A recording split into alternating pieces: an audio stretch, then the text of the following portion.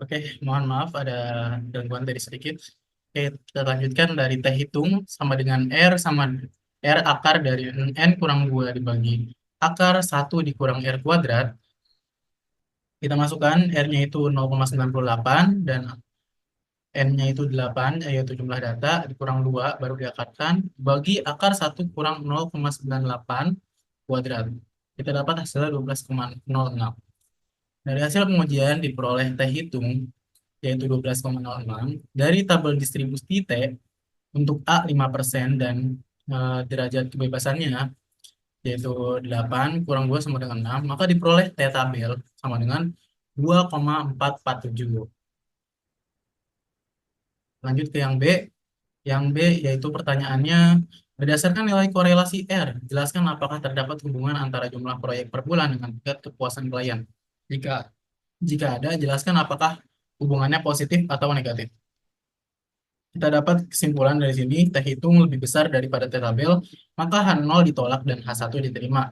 Maka ada hubungan korelasi positif antara jumlah proyek per bulan dengan tingkat kepuasan klien. Lanjut kita ke nomor 2. Soalnya dilakukan uji T untuk menentukan apakah terdapat perbedaan yang signifikan antara rata-rata waktu respon dari kedua sistem tersebut. Gunakan alfa sama dengan 5%. Penyelesaiannya, kita tulis dulu alfa sama dengan 5% atau taraf signifikasinya. Lalu kita tulis hipotesis penelitiannya H0 yaitu mu1 lebih, jika mu1 kurang dari mu2, maka terdapat perbedaan rata-rata waktu respon dari kedua sistem. H1 yaitu mu1 lebih dari mu2, maka tidak terdapat perbedaan rata-rata waktu respon dari kedua sistem. Terus yang ketiga, dengan kriteria pengujiannya, yaitu terima H0 jika T hitung kurang dari T tabel, tolak H0 jika T hitung lebih dari T tabel. Keempat, kita buat tabel penolong uji. Kita asumsikan di sini algoritma A sebagai XA dan algoritma B sebagai XB. Kemudian kita hitung XAI.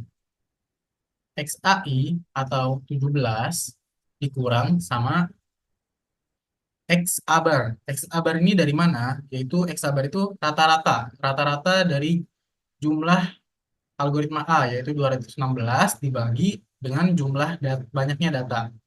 Kita dapat di sini X abarnya 18, berarti 7, XAI 17 dikurang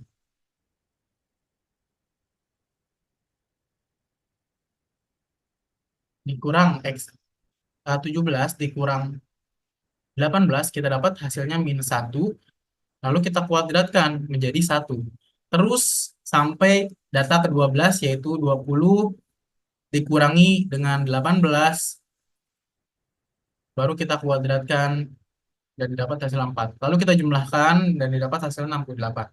Kemudian kita hitung di algoritma B, kita hitung juga jumlahkan dari data 1 sampai ke data ke-12, kita dapat hasil 224. Untuk mencari X D barnya, kita jumlahkan X 224 dibagi dengan jumlah data yaitu 12. Kita dapat di sini hasilnya 18,67.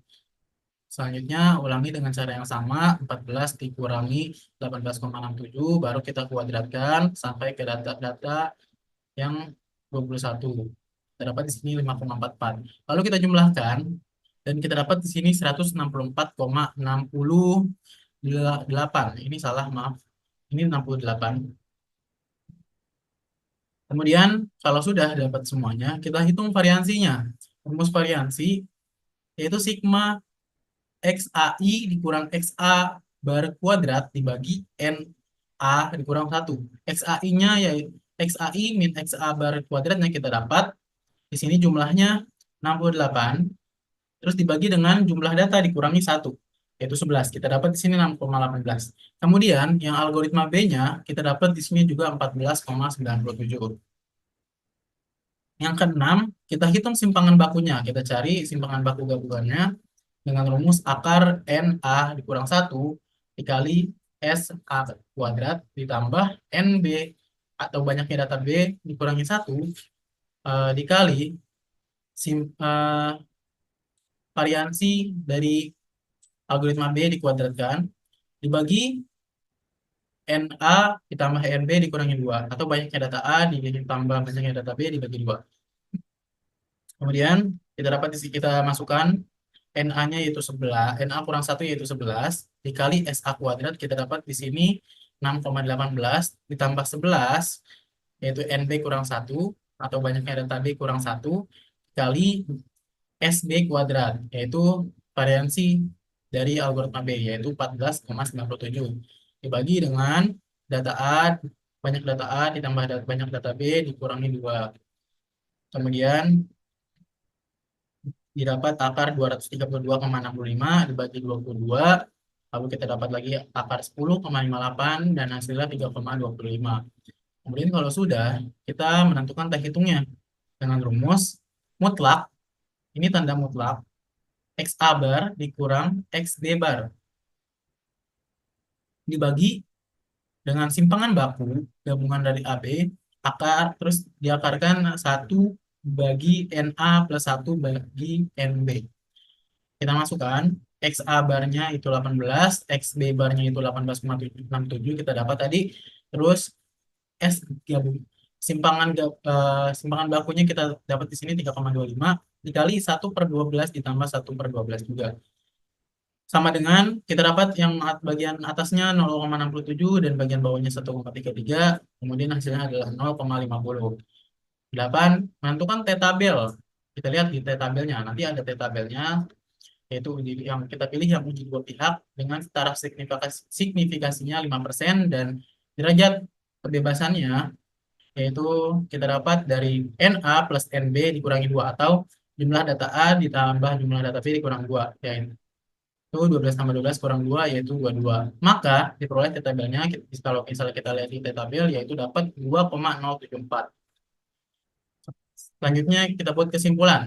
Karena T hitung kurang dari T-tabel, yaitu 0,50 kurang dari 2,074, jadi K0 diterima, maka terdapat perbedaan rata-rata waktu respon pada dua sistem tersebut. Kita lanjut ke soal yang B. Lakukan uji homogenitas dari kedua kelompok data dengan uji Fisher. Penyelesaiannya kita tulis sama kayak tadi, taraf signifikasi 5%, hipotesis K0-nya ini kita baca sigma 1 kuadrat sama dengan sigma 2 kuadrat, yang artinya variansi 1 sama dengan variansi 2. Berarti H1-nya sigma 1 kuadrat tidak sama dengan sigma 2 kuadrat, atau variansi 1 tidak sama dengan variansi 2, atau tidak homogen.